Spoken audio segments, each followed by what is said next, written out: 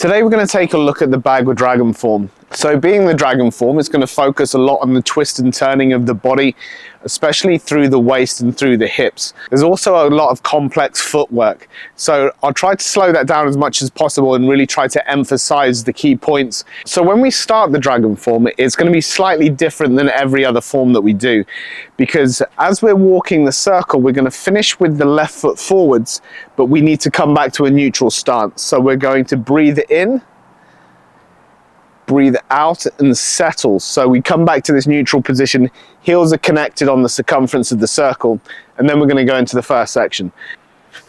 To start off, the first section is quite simple. All we're going to do is we're going to take a step forward with that left leg, strike the kidney 1 point, but at the same time we need to do 3 hand positions. We're going to bring the hands up through the center, we're going to strike backwards and down onto the opponent's arms, and as we bring the weight forwards, we're going to take our step and strike up underneath the chin. 1, 2, 3. So when we take the first step, we're going to lean the body weight forwards and the step's going to catch us. The reason for this is going to bring the power up through the body so we can then deliver it into the strike. So one thing that you'll notice when we're doing these sections is that usually the last movement is going to have a rebound or the feedback loop. As soon as we finish that first strike, if this is where you're stopping, you want the body to kind of rechamber into something else. Obviously, when we do the full form, we're not going to rebound quite as heavily because we need to take the momentum into the next movement. But just as you're practicing, try to put the emphasis in. We can't have the energy stop into like a rigid position, because that means that we're not training our bodies to take that energy and put into the next posture.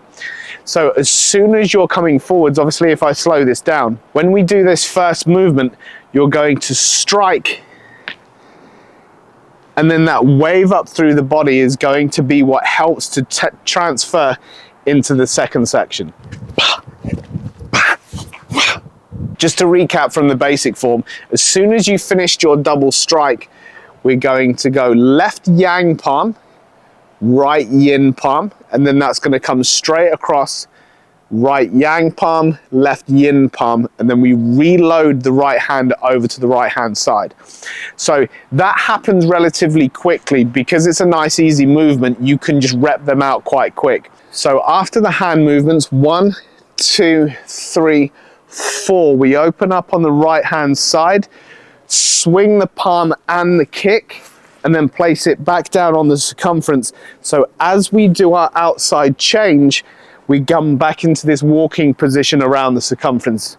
So as soon as you load that palm out to the side, try to throw it with your shoulder, and that way you're going to get much more response from the body itself. So as you throw it, you can turn all the way around. Lastly, just make sure that you're spinning on the toe, because as you spin on the toe, you've got room for adjustment as you turn all the way around. So when you're up on the toe, as soon as you swing the arm and the leg, you can place the foot down on the circumference. You don't have to go too far, just 180 degrees.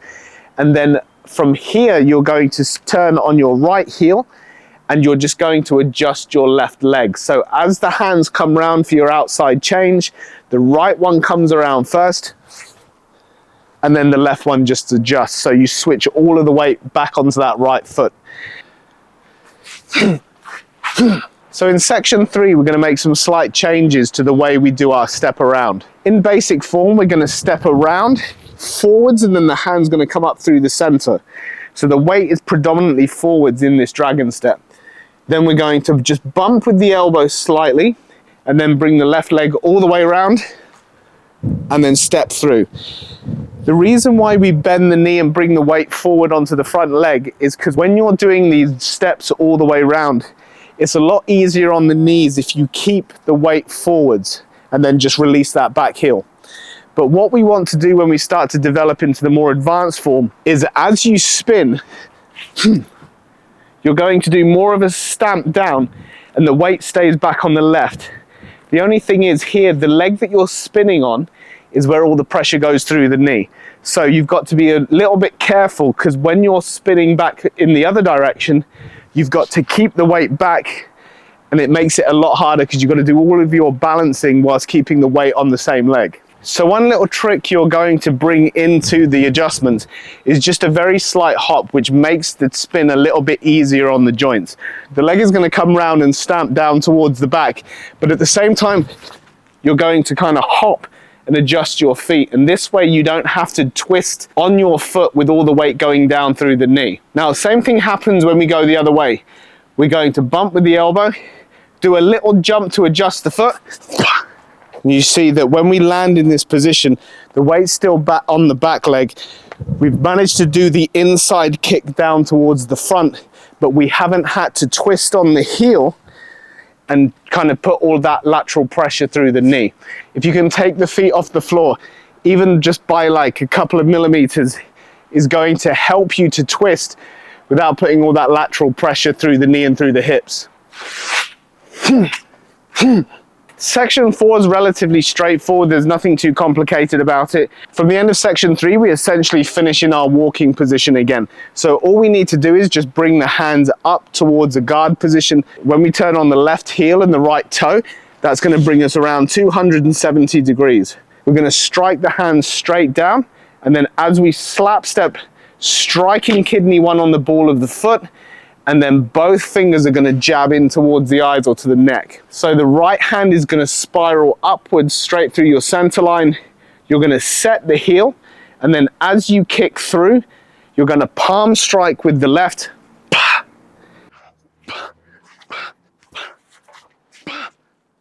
Section 5 is probably the most athletic, the most physically strenuous, simply because you've got to do a lot of kicking, and also you've got to work your balance. So from the end of number 4, we're going to drop across and we're going to strike out. So keeping the attention towards the back. Now the hand's going to cut round with the palm facing upwards, and we're going to do something very similar to number 2. We're going to spin on the ball of the foot.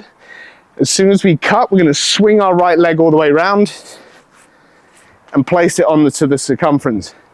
As soon as you stand up, we stretch and we kick. Now, without putting the foot down, we're going to scoop that right hand and bring our kick all the way through from the back. So one thing that you'll find is the faster you go, the harder this is to balance. A lot of these are not very good as fighting applications, especially when you link them together. So it's really for developing the body. So when we go faster, we want to swing that chop round, kick with the leg, place the foot slightly wider. Now, as you come up, you can stretch and kick out. Obviously, the higher you lift that kick, the harder the balance is going to be, especially when you're switching to your follow-up kick on the other side. When you're training on concrete, or if you're training on a surface that doesn't turn so well, this is where we start to add these little hops. So especially after you've spun on the toe, it's obviously quite easy to get that first turn in, but it's the last turn that's really quite difficult, because the idea is you don't swing it round on the outside to get the momentum to turn. You have to go from here and bring it straight across your body. So this is where we adjust the standing leg. So as soon as you get to here, we're going to strike to the back, stretch the arms and the legs out. Now, instead of trying to spin from here where it's going to really upset your balance, we're just going to do a little hop, and from here, it makes it a lot easier to make that turn.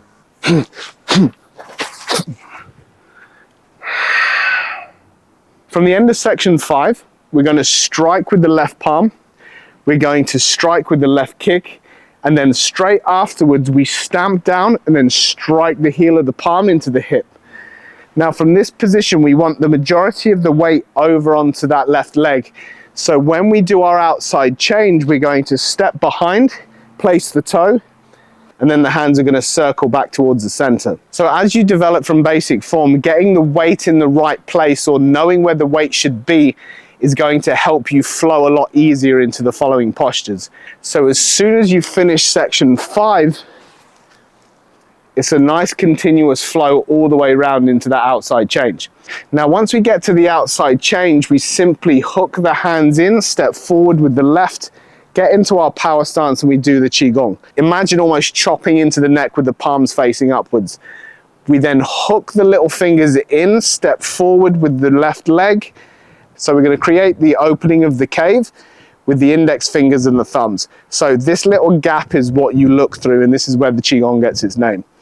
So as soon as we finish the 3 breaths here, we're going to turn the hands back in, chop towards the neck, reload the palms yin, and then as you strike, stepping forward, striking the kidney 1 point, you're going to strike forwards with the palms and then just twist the fingers out slightly.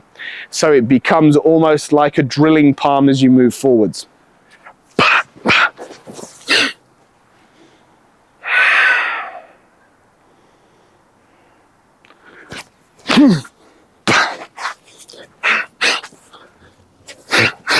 So after the Qigong, we're going to move into section 7. So we've just finished striking with the double palm. We're going to turn, switch the weight over to the left, the hand comes through, lift, pull down. Sideways elbow, clear from the outside, changing the foot, and then backwards elbow before we strike down towards the left hip. Okay, so when you're learning basic form, you want to be quite pedantic with the placement of the feet and obviously timing the strikes with the foot movements. Once you move from the basic form into the intermediate or more advanced forms, you don't have to worry so much about sticking to that circle. Just make sure that the foot movements are fluid and make sure that you can generate the right amount of power. We've just struck down towards the left hip and we're going to turn and we're going to strike up with the chop. We're going to circle the wrist all the way around, step through with the right leg, and we're going to strike up towards the back of the neck. We instantly switch to our dragon step as we shoot the fingers through, and then as we make our turn, we pull underneath the arm, and then just a change step plum blossom as we turn 180 degrees. There's not too much with this second part, section 7. You just got to make sure that as you make your steps, you're just thinking about generating the power as you move through. So with section 7, again, there's a lot of emphasis on footwork and making sure that the weight is transferring correctly. And you're going to know this by how smoothly you can move through the sections. Practice those positions, and you should be able to hit those stances nice and solidly. So the strikes and the footwork should work really well, and you should be able to generate the right amount of power.